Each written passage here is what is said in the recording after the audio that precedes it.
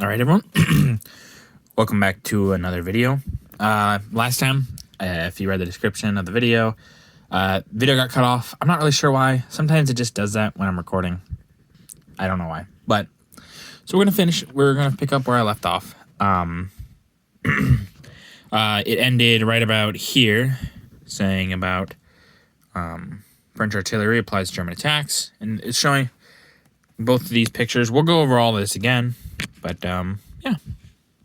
So it says, France's guns hit back. The French did all they could to slow down the German advance, while their tanks sought to hold up the Nazi onrush.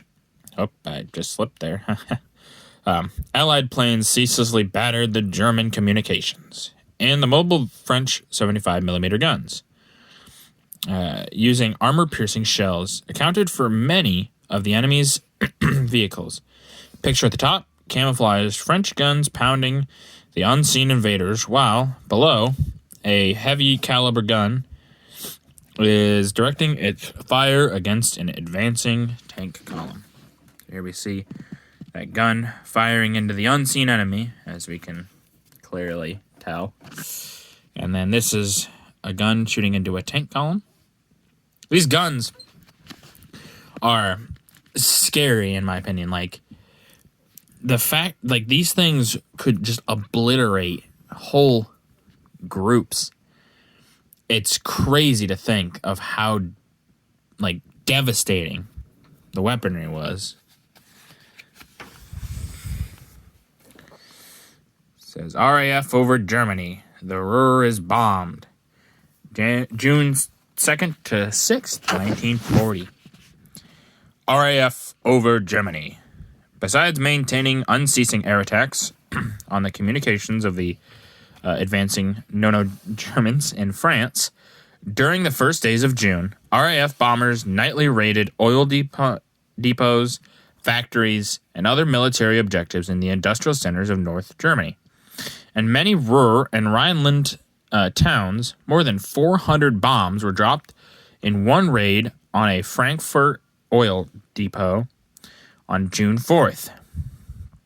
While German anti-aircraft guns, such as those of the battery above, took their toll, the defense proved ineffective. It's crazy to think that these things were ineffective. I mean, look how big these guns are. I mean, obviously, here's a man, or a few men, as, like, and these things just ineffective. But it's probably for the best that they were ineffective.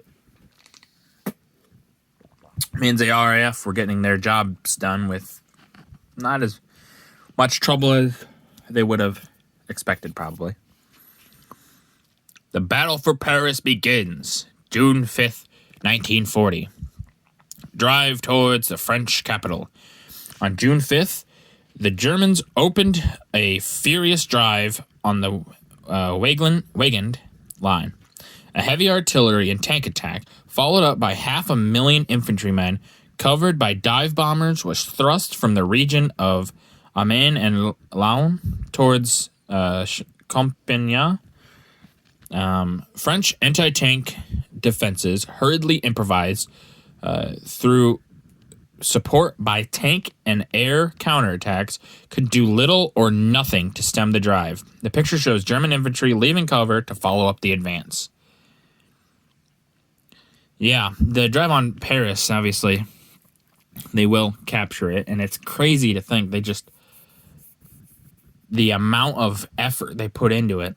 Now, as many of you may know, in World War I, Germany actually got close to getting to Paris.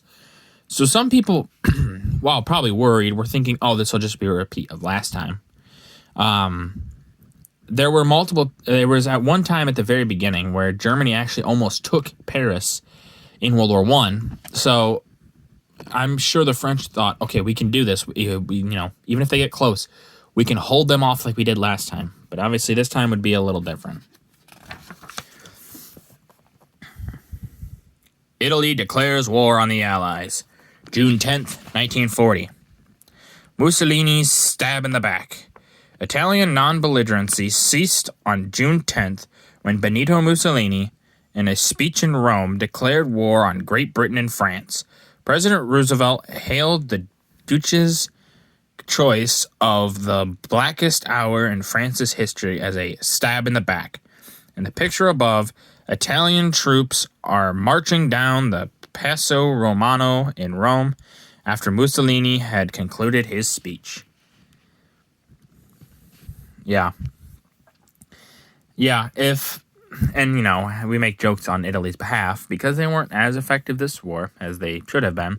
But imagine if they would have been more effective. I mean, truthfully, they should have been. The fact that Italy isn't is very peculiar. It's not that they're a weak fighting force, but yeah, even if they aren't the best fighting force, at this time, France can't take any more attacks. So if Mussolini attacks from the south while the Germans are attacking from the north, France is not going to hold off. It just can't. Off to attack an old friend, June 11th, 1940. Mussolini watches his warbirds soar.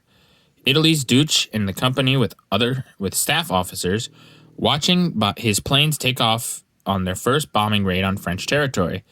Italy made no immediate spectacular moves, confining herself at first to air warfare on Alexandria, Malta, Gibraltar, and French bases within the reach. To these, the RAF replied with an intense air campaign in northern Italy, especially Turin. So there we see El Duce himself, Mussolini, and his staff officers there. Interesting. Yeah, Mussolini was probably not the leader for this. I don't think he could have led this country through the war and actually been successful. If there had been another, maybe Italy actually could have been effective in this war, but it's for the best that they weren't. But yeah, I think their ineffectiveness comes from the top itself. All right, well, that's going to do it for this video. If you liked the video, please leave a like. If you didn't, tell me what I can improve on. I always appreciate the feedback. And as always, subscribe. It's a great help. Thank you.